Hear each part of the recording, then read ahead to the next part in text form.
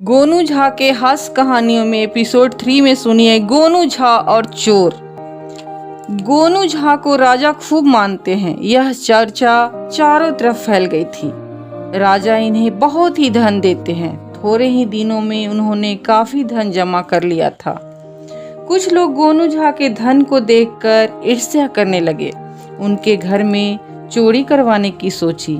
एक रात गोनू झा घर में सोए हुए थे कि उन्हें घर में चोर के घुसने का आभास हुआ। वे तो जग ही गए, पत्नी को भी जगा दिया। उनकी पत्नी भी उनके साथ रहते रहते परम विदुषी हो गई थी। जगाने का कारण समझने में उन्हें देर नहीं लगी। दोनों अपने में बातचीत करने लगे।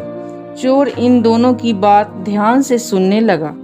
गोनू झा की पत्नी गोनू झा से पूछने लगी, आप अपने को बहुत ही चालाक समझते हैं, लेकिन अगर कोई चोर घर में आ जाए तो आपकी सारी संपत्ति चुरा कर ले जाएगा। गोनू झा ने जवाब दिया, वाह, हम इतने बेवकूफ हैं। हमने अपनी सारी संपत्ति को ऐसी जगह छिपा कर रख दी है कि चोर का बाप भी पता नहीं लगा सकता। पत्नी बोली, कम से कम मुझे तो बता दीजिए। गोनू झा ने कहा, अभी रात का समय है, उसके संबंध में कुछ भी कहना उचित नहीं होगा। अभी अगर कोई चोर सुन लेगा तो हम लोग सुबह तक रोते ही रहेंगे। गोनू झा की पत्नी जिद करने लगी। गोनू झा को लाचार होकर कहना ही पड़ा। बोले, देखो, अपने घर के पीछे में जो अमरूद का पेड़ है, उसी की डाल में रुपयों की सभी थैलियों को बांध कर लटका दिया है।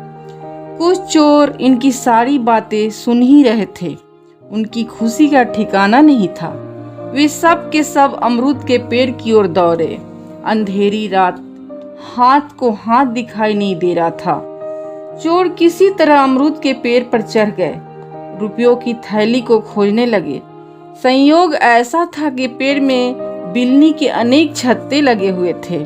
अंधेरे में चोरों ने उस छत्ते को ही रुपयों की थैली समझ बैठे। चोर छत्ते जल्दी जल्दी तोड़ने लगे। फिर क्या था, सभी बिल्लियां जग गई और सभी चोरों के शरीर में लिपट गई। सब के सब धम धम करके पेड़ पर से गिरने लगे।